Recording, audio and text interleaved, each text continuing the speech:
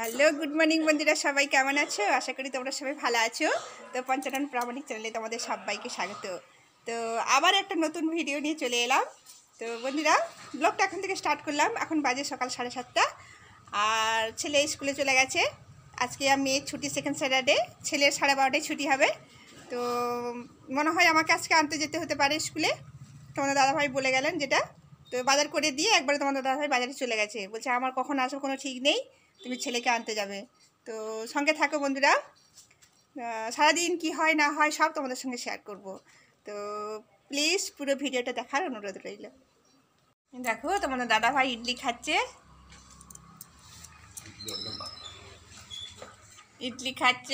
ইডলি নিয়ে আসা হয়েছে। আর মেয়েদের জন্য ইডলি ধোসা সব এসেছে। আমার বড় মেয়ে একদম মুড়ি খেতে পারে না, তার জন্য বিশেষ করে আরও ধোসা আনতে হয়েছে, ইডলি ধোসা।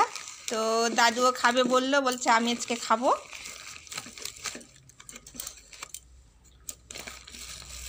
ইডলি ধোসা নিয়ে এসছে ওদের জন্য।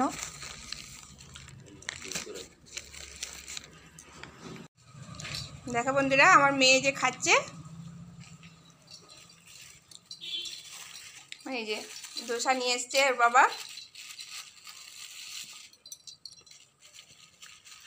মুনু, কিছু বলো, তোমার ধোসা পছন্দ না মুড়ি পছন্দ? আমার তো ফেভারিট ধোসা ইডলি। মুড়িটাও খাই বাড়িতে, এমনি মুড়ি কখনো পেঁয়াজ ভাজা দিয়ে, কখনো বেসন ভাজা, কখনো আলু ভাজা, মোটামুটি কিছু না কিছু থাকে। কিন্তু ফেভারিটটা কি মুড়ি? ইডলি ধোসা। তো বন্ধুরা, তরকারি। আমি বলেছিলাম না বন্ধুরা যে ওর মুড়ি একদম ছোটোবেলা থেকেই মুড়ি দেখলেই গায়ে জ্বর আসে, কিন্তু মুড়ি খাবার ইচ্ছা নেই, বাধ্যগত খেতে হয়। ওই যে ধোসা খাচ্ছে।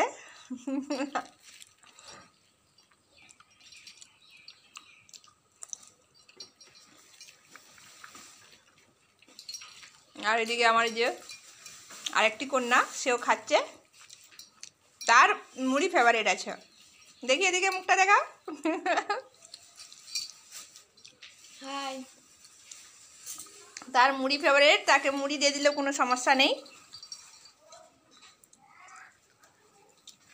স্কুল যখন যাবে নিজে হাতে মুড়ি বেড়ে নিয়ে ব্যাস, যা থাকবে তাই নিয়ে মুড়ি খেয়ে নিয়ে ব্যাস স্কুল চলে যাবে। তো খাওয়া হয়ে গেল। আর বাবাকে দেখাচ্ছি। বাবা এই সবে ব্রাশ করতে গেছে। তখন থেকে বলে যে যান তাড়াতাড়ি ব্রাশটা করে নিন, এই সবে ব্রাশ করতে গেছে বাবা। আর এদিকে আমার মেয়ে পড়তে বসে গেছে তার বই খাতা নিয়ে।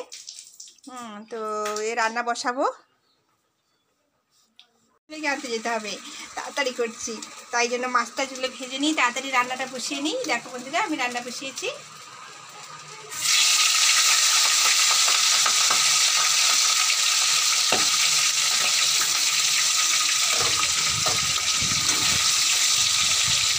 খাচ্ছে, তেলে দেওয়ার সঙ্গে সঙ্গে মাছ খাচ্ছে।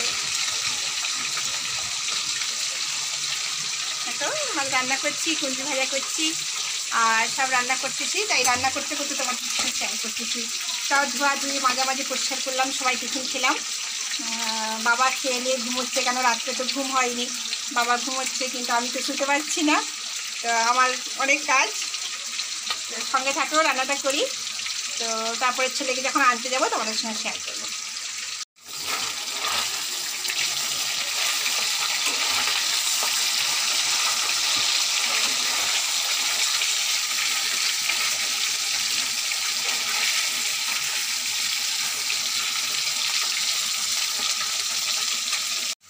আমার পুরো মাছ ভাজা হয়ে গেছে।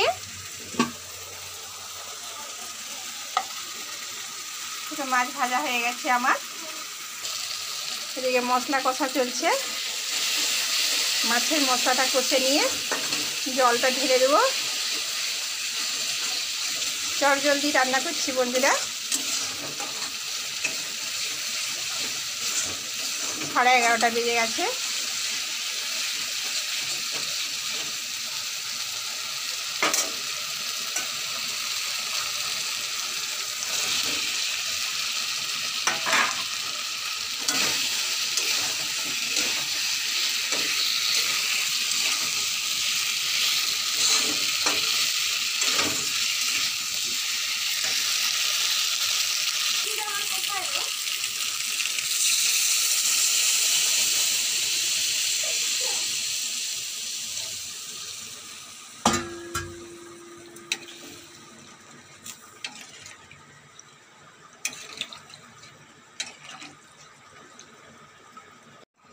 দেখো বন্ধুরা, আমার পুরো মাছের ঝোল কমপ্লিট হয়ে গেছে।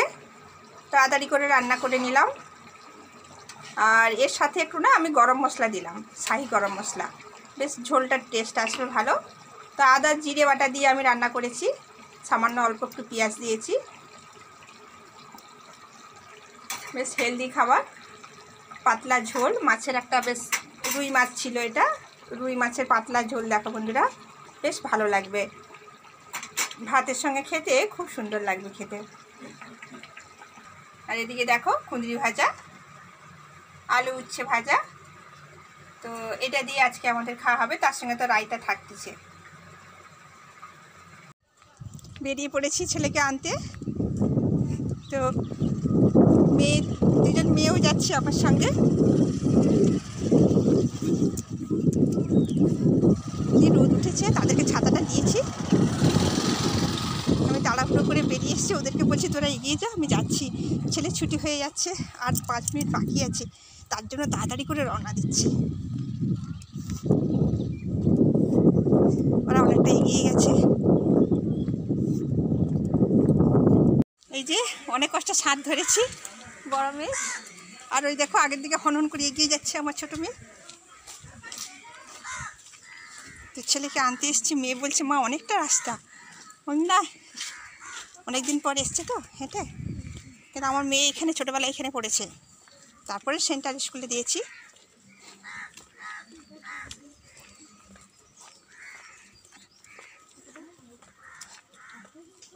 ছেলেটাকে একবার নিয়ে নিলে ব্যাস, এবার আস্তে আস্তে যাবো, কোনো টেনশন নেই। আর 3 মিনিট বাকি আছে ছুটি হতে। হোক না, কোনো অসুবিধা নেই। বাচ্চাগুলো কেমন ছুটছে দেখো, স্কুল ছুটি হয়ে গেছে বলে। কত বড় গ্রাউন্ড না, অনেক বড় গ্রাউন্ড।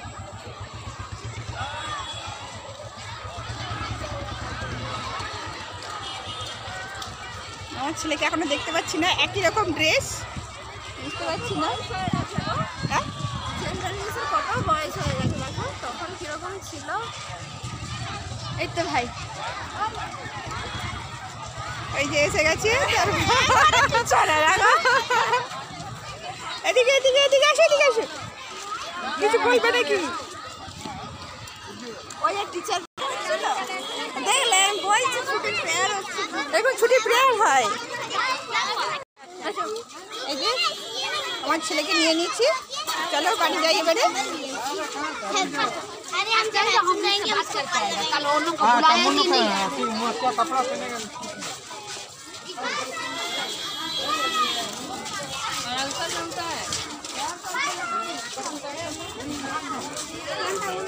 ও ঠিক দেখে নিয়েছে, আমি দেখতে পাচ্ছি না, ও ঠিক দেখে নিয়েছে আমাকে। তা আমার মেয়ে বিশেষ করে দেখে নিয়েছে। মা ওই যে ভাই ওখানে।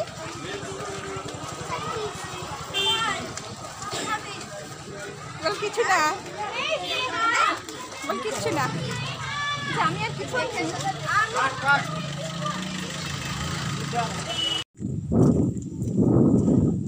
বাড়ির কাছাকাছি চলে এসেছি।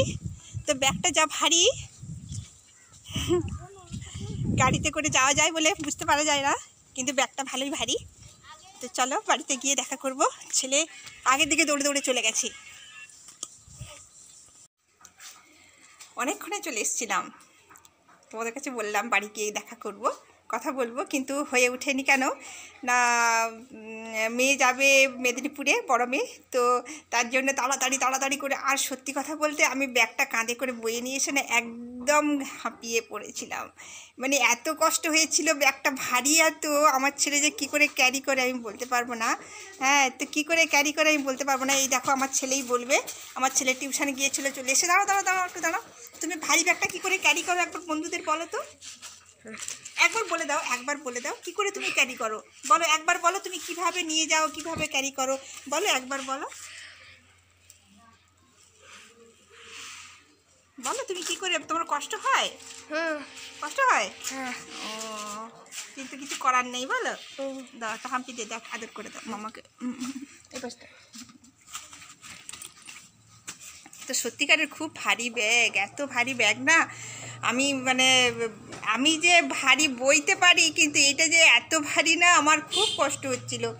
তো এসে পড়ে এমন হাঁপিয়ে পড়েছি, আমি আর পেরে উঠছি না, এবারে আমাকে বসতে হবে বলে যা হোক করে মেয়েকে খেতে দিলাম, সবাই খেলো, আমি একটু খেলাম, কম করেই খেলাম, কেন বাচ্চাদের পাতে যতটুকু ছিল অতটুকুই খেলাম। আমার ছেলে একটু কম খেয়েছে, মেয়ে একটু কম খেয়েছে, কেন ছোটো মেয়ের পাতে পড়েছিল ভাত, তার খাওয়া হয়নি, কার শরীরটা অতটা ভালো নয়, গলাটা ব্যথা ব্যথা করছে।